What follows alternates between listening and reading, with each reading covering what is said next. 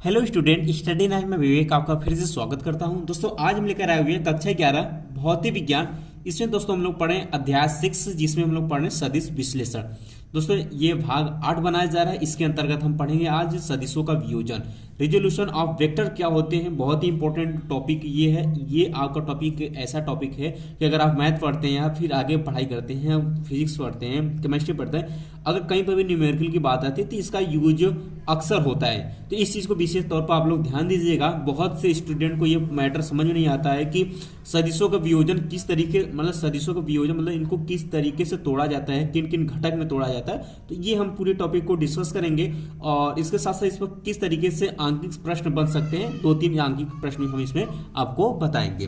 तो दोस्तों क्लास को स्टार्ट करने से पहले जो स्टूडेंट चैनल पहली बार है, चैनल को फटाफट आप लोग सब्सक्राइब कर लीजिए और क्लास को फटाफट आप लोग लाइक कर दीजिएगा। और कोई समस्या होती है तो हमें कमेंट बॉक्स में जरूर कमेंट करिएगा। और दोस्तों इस क्लास को 10 से 20 छात्रों में जरूर शेयर करिएगा।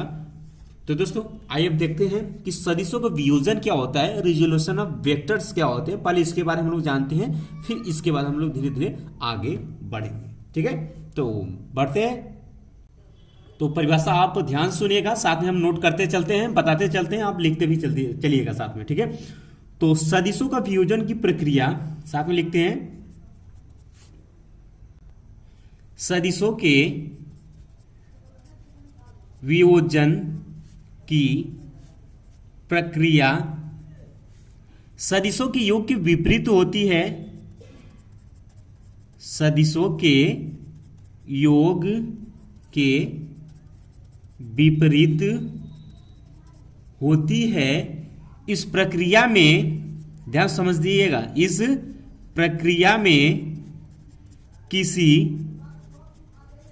दिए हुए सदिश, किसी दिए हुए सदिश को किसी तल में ऐसे दो सदिशों में वियोजित करते हैं। सदिश को किसी तल में ऐसे दो सदिशों में वियोजित मतलब अलग करते हैं, जिनका संयुक्त मतलब पूरा प्रभाव, जिनका सभी प्रभाव वही होता है जो कि दिए हुए अकेले सदिश का होता है, अकेले सदिश का होता है। तो इस वियोजित सदिश को, तो इस वियोजित सदिश को सदिश का घटक कहते हैं। सदिश का घटक जिसे इंग्लिश में कंपोनेंट बोलते हैं। ठीक है, जिसे इंग्लिश में कंपोनेंट बोलते हैं, घटक कहते हैं। ध्यान समझिएगा, मैं फिर से एक बार परिभाषा रिपीट करता हूं ताकि आपको अच्छे समझ में आ जाए कि सदिशों का वियोजन की प्रक्रिया सदिशों के योग के विपरीत होती है। ध्यान सुनिएगा, जैसे कि अभी जैसे हमने आपको सदिशों का योग का नियम बताया था, उसके ही जैसे योग में जोड़ते हैं सदिश को, उसके जस्ट विपरीत होती है। इस प्रक्रिया में किसी दिए हुए सदिश को किसी तल में ऐसे दो सदिशों में वियोजित, उसको दो सदिश में इस तरीके से अलग कर लेते हैं अगर जिनका सभी प्रभाव वही होता है। यानी कि दोनों सदिश जो अलग करते हैं उसको अगर फिर हम इकट्ठा करेंगे तो जो प्रभाव, वो प्रभाव क्या है, सेम वही आता है जो दिए हुए अकेले सदिश का होता है। तो इस वियोजित सदिश को हम सदिश का घटक कंपोनेंट कहते हैं। अब फिगर के माध्यम से हम आपको बताते हैं ताकि आपका सब कुछ क्लियर हो सके। तो फिगर को ध्यान समझिए आप लोग। तो यहां पर हम चित्र में सदिश, इस चित्र में हम सदिश P व Q और सदिश का R के घटक हैं। मतलब सदिश P व Q, सदिश R के क्या हमारे दो घटक हैं। तो बात करते हैं तो कुछ इस तरीके से फिगर बनेगा, जैसे कि हमारा ये ऐसे हो गया। तो R हमारा क्या है, ये घटक इस तरीके से। R का घटक कौन कौन, P और Q। P इधर ले लेते हैं, Q हम इधर ले लेते हैं। तो ये वेक्टर है तो वेक्टर की तरह इसको दिखा देते हैं। तो इसको आगे बढ़ा देते हैं। तो ये यहाँ पर ले लेते हैं इसको, ठीक है, और इसको हम ऐसे कर लेते हैं। तो ये दो घटक, यानी कि P व Q क्या है, इनके घटक है, अर्थात हम R बराबर कंपोनेंट में जोड़ेंगे तो क्या हो जाएगा, P प्लस Q हो जाएगा, ठीक है। इतना भी फिलहाल आप इतना ध्यान रखिएगा। अब इन दो घटकों को दो तरीके से तोड़ते हैं, ये क्लियर हो गया कि ये घटक दो घटक में। तो अब ध्यान समझिएगा कि सदिशों को जो वियोजन करते हैं उसको दो टाइप से करते हैं, ठीक है, दो प्रकार से करते हैं। वो कौन कौन से होगा, पहला आपका जो घटक होगा इसे हम कहते हैं क्षैतिज घटक, ठीक है, और दूसरा होता है आपका इस Q वाले को कहेंगे हम लंबवत घटक, ठीक है। ये दो घटक को तोड़ा जाता है। तो अभी फिगर को हम पूरी तरीके से दूसरे तरीके से बनाएंगे और उसमें हम सबको सूत्र भी जो भी रहेगा मैटर उसको हम अभी जस्ट आपके साथ क्लियर करेंगे। तो दोस्तों उसको हम हेडिंग के तौर पर अगर बात करें तो हम हेडिंग इस तरीके से डाल सकते हैं कि किसी सदिश का एक तली आयताकार घटकों में वियोजन। तो परिभाषा कहता है कि यदि किसी एक सदिश को एक ही तल में उपस्थित दो परस्पर लंबवत सदिशों में व्यक्त किया जाता है तो यह सदिश दिए गए सदिश के आयताकार घटक कहलाते हैं। क्लियर है। तो फिगर आप ध्यान से समझिएगा, फिगर आपको यहां दिया हुआ है। तो इसमें हम मानेंगे कि माना किसी सदिश P का द्विविमीय निर्देशांक, इस P का द्विविमीय निर्देशांक आपका द्विविमीय निर्देशांक पद्धति में वियोजन करना है, जो कि चित्र में आप देख सकते हैं, में परिणाम व दिशा में रेखा OA, ध्यान सुनिए, रेखा OA द्वारा प्रदर्शित किया गया है, जो समतल XY, ये X प्लेन है, ये Y में स्थित है। यहां सदिश P, ये सदिश जो P है, P तथा X अक्ष के मध्य जो कोण बन रहा है वो ये कोण कितना बन रहा है, थीटा बन रहा है। क्लियर है। थीटा है सदिश P के अंतिम बिंदु से क्रमशः X और Y दिशा पर लंब AM व AN डालते हैं, ठीक है। यहां से देख सकते हैं कि इस बिंदु A से इस पर AM लंब डाल दिए हैं X अक्ष पर, उसी तरीके से AN Y अक्ष पर लंब डाला गया है।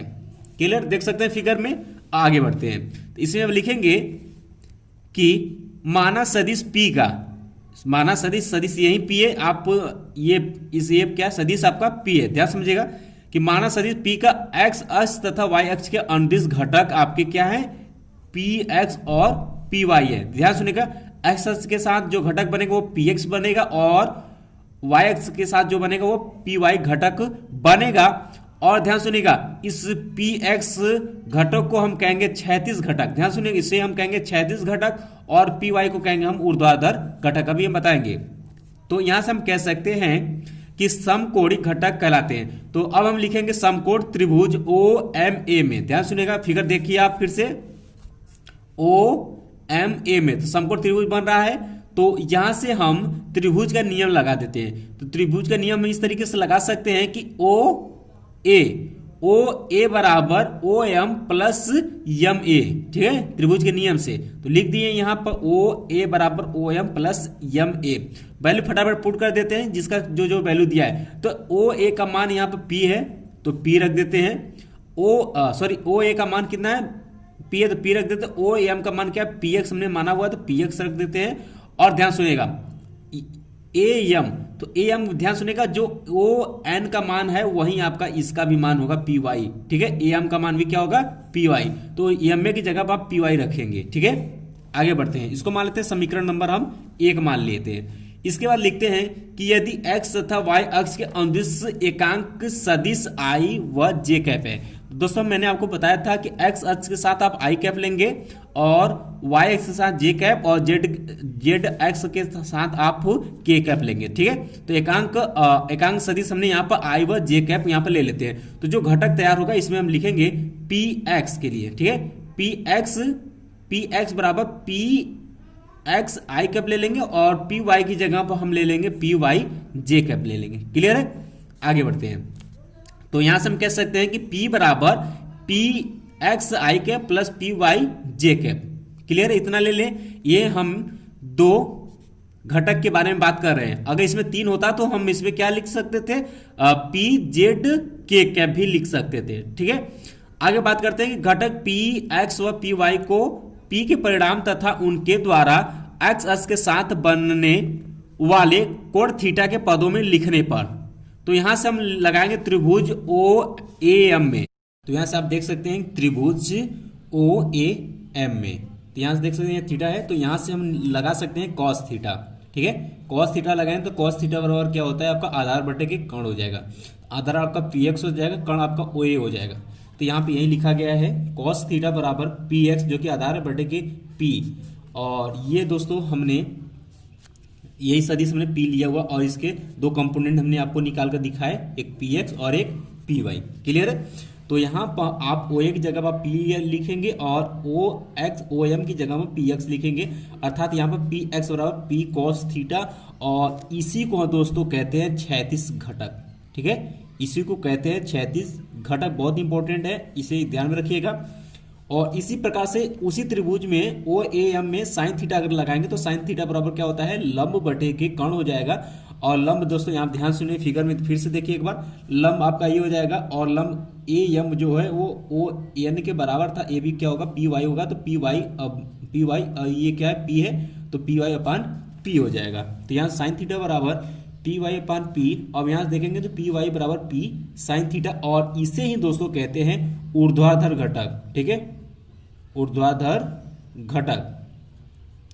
ठीक है, तो यहाँ पे ये हो गया। अब बाकी आगे बढ़ते हैं हम लोग, तो यहां से देखेंगे कि अतः किसी सदिश का मान घटक कोण पर निर्भर करता है तथा यह धनात्मक, ऋणात्मक अथवा शून्य तीनों हो सकता है। अब बात करें समीकरण 3 व 2 का वर्ग करके जोड़ देते हैं, मतलब इसको क्या करेंगे वर्ग करेंगे और जोड़ देंगे। तो दोस्तों ध्यान सुनिएगा, sine cos square theta plus sine square theta बराबर क्या हो जाएगा 1 हो जाएगा, और इसको आपस में जोड़ देते हैं। ठीक है, तो यही करेंगे, तो यहां से p बराबर क्या हो जाएगा हमारा अंडर रूट में P X square plus P Y square. ठीक है, और इसी तरीके से हम बात करें समीकरण 4 को 3 से भाग देने पर पी वाई अपन पी एक्स, और ध्यान सुनिएगा आधार, ध्यान सुनिए लंब बटे आधार ये क्या होता है टेन थीटा होता है, तो ये टेन थीटा बराबर पी वाई अपन पी एक्स हो जाएगा। यहाँ से हम कह सकते हैं कि थीटा बराबर टेन इनवर्स पी वाई अपन पी एक्स। ये भी इंपॉर्टेंट है, एंगल निकालने के लिए, कोण निकालने के लिए इसका यूज होता है। तो इस तरीके से इसको ध्यान में रखिएगा, ये इंपॉर्टेंट, इस पर आंगिक सवाल अभी हम आपको बताएंगे, तो आंगिक सवाल भी आपको लगाना समझ में आ जाएगा कि इसका यूज कहाँ पर करते हैं और कैसे करते हैं। ठीक है, इसके बाद एक पॉइंट और है, उसको भी देख लेते हैं। अब दोस्तों अगला हेडिंग हमारा ये आ जाता है कि किसी सदिश का त्रिविमीय आयताकार घटकों में भी हो जाए। उसमें क्या था कि 2 घटक था, इसमें 3 था, तो उसको जब लिखेंगे दोस्तों तो यहाँ पे लिखेंगे कि माना किसी सदिश p को त्रिविमीय आयताकार अर्थात x y z तीनों में घटकों में वियोजित करना है, तो सदिश p के x y व z अक्षों के अनुदिश घटक जो हैं वो मान लेते हैं px pi और pz हैं। तो हम इस फिगर के माध्यम से कह सकते हैं कि जो वो इक्वेशन बनेगा वो p बराबर बनेगा पी एक्स आई कैप प्लस पी वाई जे कैप प्लस पी जेड के कैप बनेगा।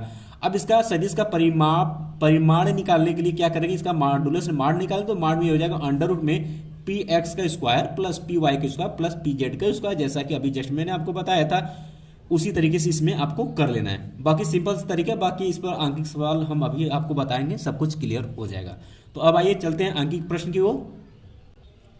तो पहला क्वेश्चन हमने यहाँ पर लिया हुआ है कि एक बल क्षैतिज से 30 अंश का कोण बनाता है, यदि बल का क्षैतिज घटक 60 न्यूटन है तो बल के ऊर्ध्वाधर घटक का मान ज्ञात कीजिए, क्या मान होगा। तो अभी हमने आपको क्षैतिज घटक और ऊर्ध्वाधर घटक के बारे में अभी जस्ट मैंने बताया हुआ है, और उसी का यहाँ पर हम लोग करेंगे यूज। और यहाँ पर क्या है क्वेश्चन में कि एक बल क्षैतिज से 30 अंश का कोण, यानी कि हमें क्वेश्चन में थीटा का मान 30 डिग्री दिया हुआ है। बात करते हैं, और ये कहा है कि यदि बल का क्षैतिज घटक, ध्यान सुनिएगा क्षैतिज घटक जो आएगा वो 60 न्यूटन है, ये क्वेश्चन में दिया हुआ है, ऊर्ध्वाधर घटक आपसे क्वेश्चन में पूछा हुआ है। तो बात करते हैं, तो क्षैतिज घटक का कोण थीटा ये हमें दे रखा है 30 अंश, जो दिया उसको लिख लेते हैं। और बल का क्षैतिज घटक, ठीक है, बल का क्षैतिज घटक आपको दिया हुआ है, क्षैतिज घटक बोले तो एफ एक्स यही था, उसमें पी एक्स था, इसमें फोर्स है तो एफ एक्स मान लेते हैं। और ये हमें दिया हुआ कितना 60 न्यूटन, ये क्वेश्चन हमें दे रखा है। तो हम जानते हैं, अभी हम आपको सूत्र बताएं, हम जानते हैं कि क्षैतिज घटक वहां पर पी एक्स था, यहाँ पे एफ एक्स लिख रहे हैं, ध्यान समझिएगा, पी एक्स वहां था, यहाँ पे एफ एक्स लिख रहे हैं। और इसके लिए मैंने आपको बताया था क्षैतिज घटक क्या होता है, एफ कॉस थीटा हो जाएगा। क्षैतिज में कॉस थीटा होता है और हॉरिजेंटल में ऊर्ध्वाधर में साइन थीटा होता है, इसको ध्यान में रखिएगा, ये इंपॉर्टेंट है। और दोस्तों ध्यान से बात करते हैं यहाँ पर यहाँ पर बल मतलब फोर्स की बात हो रही है, इसलिए जो इसका घटक होगा वो फोर्स में डिवाइड होगा, ठीक है। और उसमें क्या था कि हमने उसमें जो घटक लिए थे कंपोनेंट वो पी का लिए थे, यहाँ क्या है एफ का है, क्लियर है। और ये जो 36 घटक एफ एक्स का वैल्यू कितना 60 न्यूटन दिया हो तो यहाँ पर 60 पुट कर देते हैं और थीटा आपको यहाँ पर दिया हुआ वैल्यू पुट कर देते हैं। तो यहाँ से क्या है एफ कॉस यहाँ पर लिखेंगे 30 अंश इंटू बराबर 60 अंश, यहाँ से हो जाएगा। तो एफ बराबर आप इसका वैल्यू रखेंगे तो क्या हो जाएगा, कॉस 30 अंश का मान होता है अंडर रूट में 3/2 होता है, यहाँ पर इसको सरल कर देते हैं तो ये हो जाएगा एफ इंटू कॉस 30 अंश का मान कितना अंडर रूट में 3/2, 2 को उधर लेकर रूट को इसके नीचे लेकर जाते हैं तो क्या हो जाएगा 60 गुणे के 2 बटे के रूट में 3। अब देखिए रूट में 3 नीचे हर में है तो इसमें क्या करें परिमेयीकरण कर देंगे, ठीक है, ऊपर नीचे।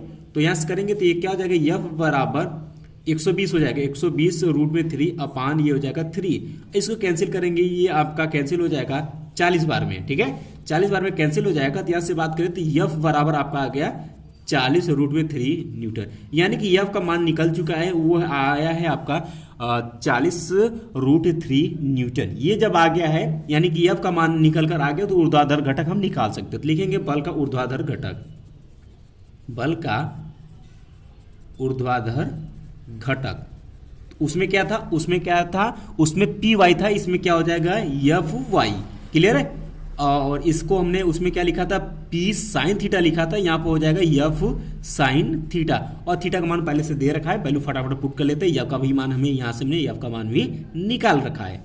तो वैल्यू पुट करते तो हो जाएगा 40 रूट में 3 इंटू साइन थीटा की जगह आप 30 अंश रखेंगे तो यहाँ से हो जाएगा 40 रूट में 3 इंटू साइन 30 अंश का मान होता है 1/2, इसको कैंसिल करेंगे, ये 20 बार में कैंसिल हो जाएगा।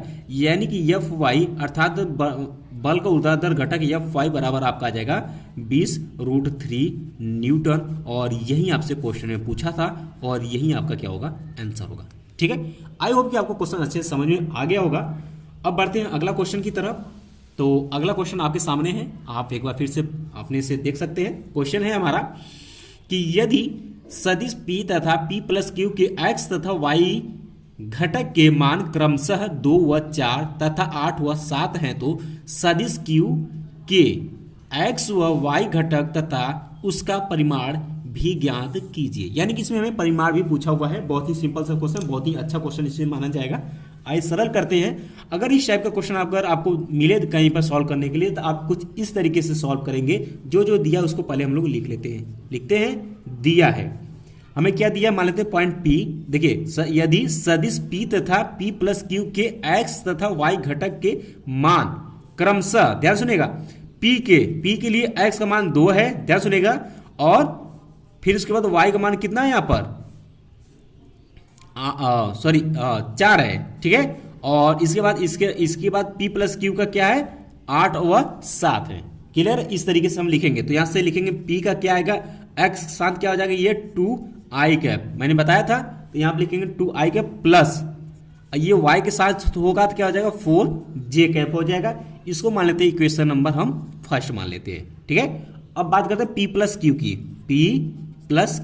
P प्लस क्यू का हमें दिया हुआ है 8 व 7, तो लिखेंगे 8i cap plus 7j cap, इसको मान लेते हैं इक्वेशन नंबर सेकेंड।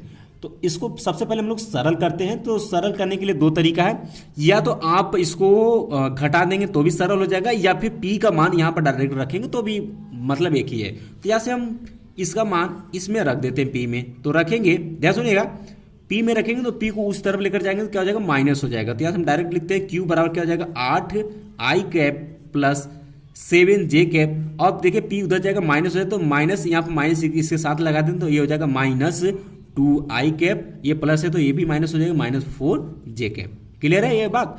अब देखिए यहाँ पर 8i कैप, यहाँ पर माइनस 2i कैप, इसको आपस में घटा देते हैं। तो घटाने के लिए अब मैंने आपको बताया था कि जैसे सब कुछ घटा दो वैसे ही घटाएंगे। 8 में से 2 घटाएंगे 6 बचेगा, 6i कैप लिखेंगे, और 7 में से आप 4 को घटाएंगे तो यहाँ से 3 बचेगा तो प्लस 3j कैप लिखेंगे, ये लिखेंगे। तो यहाँ से आपका Q का मान आ चुका है 6i cap plus 3j cap, ये आ चुका है। अब लिखेंगे सदिश Q के x तथा y घटक 6 व 3 हैं, ठीक है, यहां से आपसे पूछा था कि तो सदिश q के x व y का घटक पूछा था, ठीक है। तो ये देखिए 6 जो होगा वो x का घटक होगा और जो 3 होगा वो y का घटक होगा। क्लियर होगा? एक आंसर आपका पता हो गया आपको। x का जो घटक होगा वो उसका मान कितना आएगा 6 और y का जो घटक आएगा उसका मान कितना होगा 3। इतना तो इतना आपको क्लियर हो गया। इतना क्वेश्चन पूछा था। आगे पूछा उसका परिमाण भी हमें ज्ञात करना है, ठीक है। तो q का परिमाण हम निकाल सकते हैं, आसानी से लिखेंगे सदिश q का परिमाण, सदिश q का परिमाण। तो परिमाण के लिए अभी जस्ट मैंने आपको सूत्र बताया हुआ है, तो यहां से लिखेंगे q बराबर अंडर रूट में क्या हो जाए q x का स्क्वायर प्लस q y का स्क्वायर। यही मैंने आपको सूत्र में भी बताया था। तो आप यहाँ पर वैल्यू पुट करेंगे तो qx यानी कि ये x का मान कितना 6, तो ये हो जाएगा 6 का स्क्वायर प्लस qy अर्थात 3 का स्क्वायर कर लेंगे। अब इसी को सिर्फ सरल कर देना है, आपका आंसर आ जाएगा। तो ये कितना हो जाएगा 36 हो जाएगा और ये कितना हो जाएगा 9 हो जाएगा। अब 36 प्लस 9 को जोड़ेंगे तो ये रूट में 45 आएगा और यही आपका क्या होगा आंसर होगा। इस तरीके से क्वेश्चन को सॉल्व करते हैं। तो दोस्तों जैसा कि मैंने अभी जस्ट जो भी फार्मूले बताए हैं उस टाइप से हमने आपको क्वेश्चन को सरल करना भी सिखाया है। अगर आप चाहते हैं कि आगे प्रश्न और अच्छे से बने तो इसके लिए आपके पास जो भी बुक है आप उस बुक में जाइए, जहां पर भी आपको उदाहरण दिखे, एक्सरसाइज दिखे इस टाइप से, तो आप उसको लगाने का प्रयत्न करिएगा, ठीक है। हो सकता है कि आपको पहली बार लगाने में थोड़ा बहुत प्रॉब्लम आती है, लेकिन फिजिक्स कहता है और मैथ भी कहता है और केमिस्ट्री का अंकित भी कहता है कि आप हमें जितनी बार लगाएंगे हम उतनी ही आपको आसान लगेंगे, ठीक है। इस बात को हमारे ध्यान रखिएगा। उस तरीके से आप जितनी बार एक्सरसाइज कर रहेंगे उतना ही आसानी से आपको सब कुछ आता रहेगा। फिर बाकी मिलते हैं नेक्स्ट क्लास में। नेक्स्ट क्लास में फिर 2-3 क्वेश्चन है इंपॉर्टेंट है, वो 3D पर है, जो अभी जस्ट मैंने आपको त्रिविमीय आयताकार घटकों के वियोजन के बारे में बताया था। उस पर 2-3 क्वेश्चन उसको हम लोग नेक्स्ट क्लास में डिस्कस करेंगे और बाकी आपका क्लास अब रेगुलर चलेगा, कोई दिक्कत नहीं है। तो दोस्तों मिलते हैं नेक्स्ट क्लास में, तब तक के लिए जय हिंद जय भारत।